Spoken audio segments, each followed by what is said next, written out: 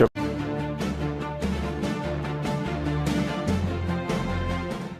بلدنا بكل امانه عايزه في وقت الشده رجال، ندي الخطوه طريق ويانا للمستقبل، نبني امان، ايدي في ايدك، عيش احلامك، لازم بكره هيجي نهار. النهارده احنا في نقابه المهن الزراعيه بنحتفل باليوم عيد الفلاح.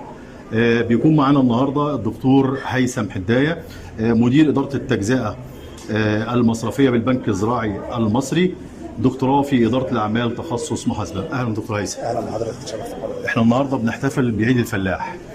كلنا شايفين من بعد الثوره ومن بعد تولي الرئيس عبد الفتاح السيسي المهام، الفلاح حظى او انه منح كم كبير جدا من المزايا اللي حسنت من وضعه وحسنت من دخله وحسنت من حاجات كتيره جدا كان ما بيحصلش عليها في العصر القديم. تمام. النهارده حضرتك بتتكلم على الشمول المالي وانا سامع مزايا كبيره جدا. مش هستفيد معاك ان انا اسرد كل اللي هو انت قلته، لكن احب اسمع منك الحكايه من البنك، يعتبر زي البنك الزراعي ده كده، بنك الزراعه المصرفي. اسمع من حضرتك ايه المزايا طبقا للشمول المالي اللي انتوا عطيتوها للفلاح. بص، هو مبدئيا احنا البنك الزراعي المصري احنا من بعد 2016 بقينا خاضعين لقانون البنك المركزي، فبقينا بنك تابع لاشراف البنك المركزي. ومن ضمن خطه الدوله وخطه البنك المركزي نشر فعاليات الشمول المالي والخروج للناس في الاسواق وفي النقابات وفي الجامعات وفي المدارس. فالنهارده كان عندنا فعاليه بدعوه كريمه من نقابه المهن الزراعيه في الاسكندريه، دكتور صبحي سلام استقبلنا استقبال كويس جدا، والساده الحضور كانت ندوه يعني ان شاء الله المرجو منها تثقيف الناس ونشر الوعي ده على الفلاحين الموجودين، لان الناس اللي كانوا موجودين اغلبهم برضه نقابيين. فخطه الشمول المالي دي فاعليه الدوله بتنظمها 6 مرات في السنه. في شهر 3 مع عيد الام اسمها فاعليه المراه تزامنا مع اليوم العالمي للمراه. في شهر 4 في فاعليه اسمها اليوم العربي للشمول المالي. في شهر 8 في فاعليه الشباب ننتشر في مراكز الشباب والنوادي. في شهر 9 اللي احنا فيه تزامنا مع عيد الفلاح يوم 9/9 فاعليه الفلاح. وفي شهر 10 فاعليه كمان اسمها فاعليه الادخار. وفي شهر 12 اخر السنه ذوي الهمم. يعني كده انتوا حضرتك في كل فعاليه بمناسبه معينه بتختاروها، بتدخلوا بتقدموا تسهيلات ومزايا طبقا للاحتفاليه اللي انتوا بتعملوها. بالظبط. الفكره طبعا من الشمول المالي ان يكون كل مواطن فوق 16 سنه ليه حساب بنكي، علشان خطه الدوله في التحول الرقمي والمستقبل وخطه التنميه المستدامه ورؤيه مصر 2030. فالبنك الزراعي كأذرع من أذرعة البنك المركزي المصري احنا انتشرنا في نجوع وقرى مصر. احنا اكتر من 1100 فرع على مستوى الجمهوريه. فاكتر بنك يقدر يحقق الشمول المالي هو البنك الزراعي المصري. طبعا احنا بنخدم كل ما يخص الفلاح وقطاع الزراعه. عندنا قروض للافراد وقروض للشركات، وفي مبادرات من البنك المركزي لتمويل المشروعات الصغيره والمتوسطه معدل فايده 5%. وعندنا بعض المنتجات ماشيه مع خطه الدوله في القرى اللي فيها حياه كريمه، زي منتج باب رزق بندي من 2000 جنيه لحد 15000 جنيه. ده لمين؟ ده للباعة الجاهلين، للمرأة اللي هي بتربي شوية طيور وبط، للصناعات الحرفية واليدوية البسيطة زي السجاد والتريكو والحاجات اللي بتتعمل في البيت، للماعز والخراف. والقرض بيبقى من 2000 ل 5000 جنيه ل 15000 جنيه. ده مرحلة أولى. لو انتظم معانا في السداد ممكن يوصل لغاية 50000 جنيه ونكمل معاه برنامج تاني اسمه مشروعك بإيدك.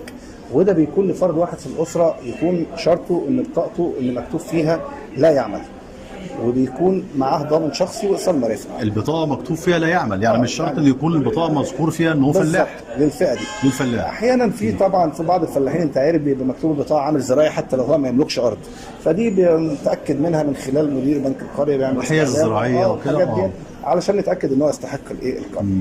تمام. عندنا بقى في قروض كتير جدا. عندنا في القرض الزراعي احنا بنموله ب 5%، ما زال ملتزمين بيه 5% لتمويل مستلزمات الانتاج في الزراعه. وعندنا في قروض الثروه الحيوانيه، عندنا في قروض الطاقه الشمسيه النهارده والري المطور، قروض السيارات، عندنا قروض للتروسيكل، عندنا قروض للاستمرار الزراعي، قروض بضمان معاشات، قروض بضمان مرتبات. يعني بجد يعني تنويع منتجات. يعني البنك كل ماشي المجالات في خط متوازي مع مبادرة الدولة اللي هو حياة كريمة. طبعا اللي احنا بنحول الريف المصري من انه كان في فترة مستهلك، انت عاوز نحوله يبقى منتج ثاني زي زمان. طبعا. كل بيت يبقى فيه مشروع صغير. طبعا. انا معكش فلوس، انا ممكن امولك واخليك. طب واساعده في التسويق؟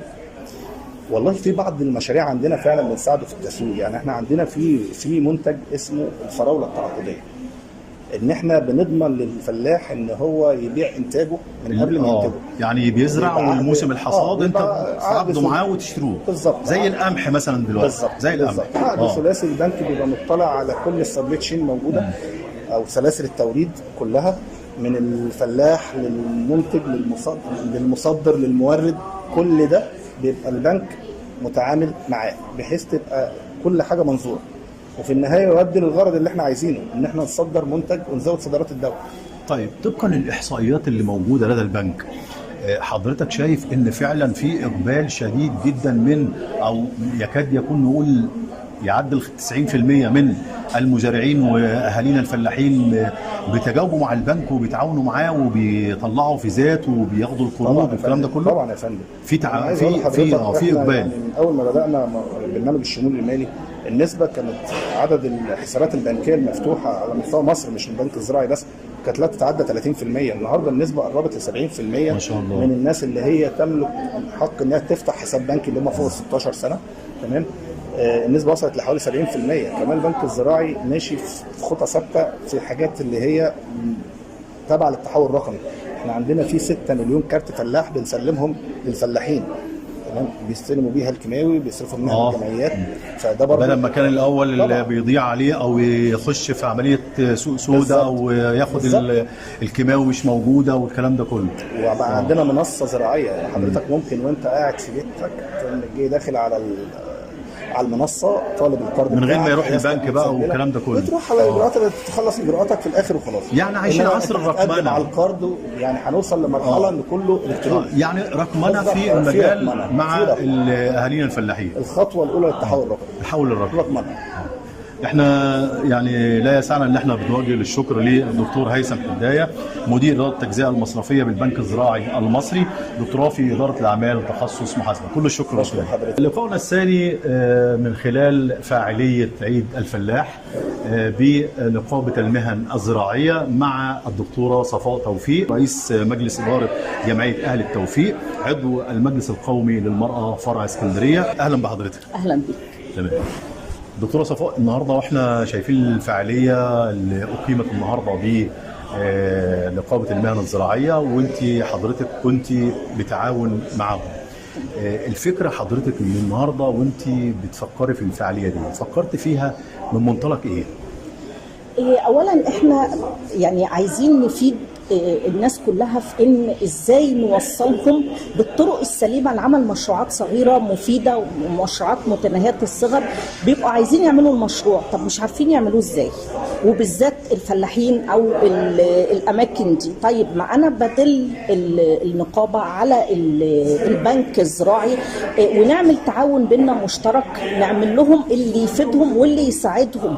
يعني احنا دلوقتي الهدف الاساسي لينا كجمعيات وكاماكن حكوميه وكل خدمه المواطنين. احنا عايزين نفيدهم ونعمل لهم حاجه. والفلاح المصري بنقول ان هو ده الوتد من اهم الناس اللي موجوده، اللي بيوفر لي احتياجاتي اليوميه. احتياجاتي اليوميه خضروات وحاجات، يعني حاجات كثيره جدا. يعني هو يعني سبورت اساسي في المجتمع. طبعا.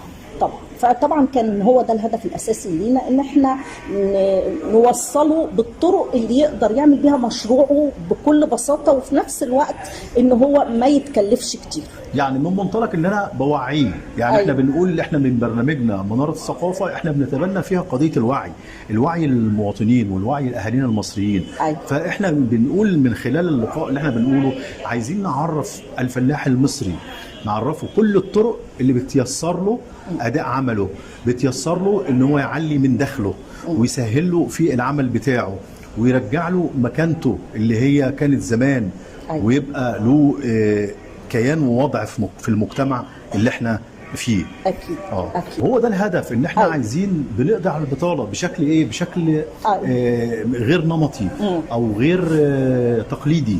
أيوة. انت ممكن تبقى وانت في بيتك اخليك تعمل مشروع وتنتج منه وتربح منه وتحسن مستوى معيشتك. مش شرط ان انت علشان ان انت تشتغل انا انزل وفي الشارع واركب مواصلات واروح المصنع او اروح الشركه او اروح هنا او اروح هنا والكلام ده كله. لا، انت ممكن بفكره بسيطه تعمل مشروع وتتربح منه كويس جدا وانت موجود في مكانك بدون اي تنقل. وبكده احنا بنقضي على ايه؟ على البطاله. أيوة. مش كده برضو؟ أيوة. يعني احنا بنشكر الدكتوره صفاء توفيق، كل الشكر والتحيه ليك. بشكر لحضرتك، ودايما حضرتك متألق ودايما بتعمل شغل حلو، وبرضو حضرتك مشارك معانا في الوعي. بالعكس طبعا. حضرتك يعني من الأساس وانت بتعمل الوعي. وشكرا، ألف شكر. شكرا جزيلا.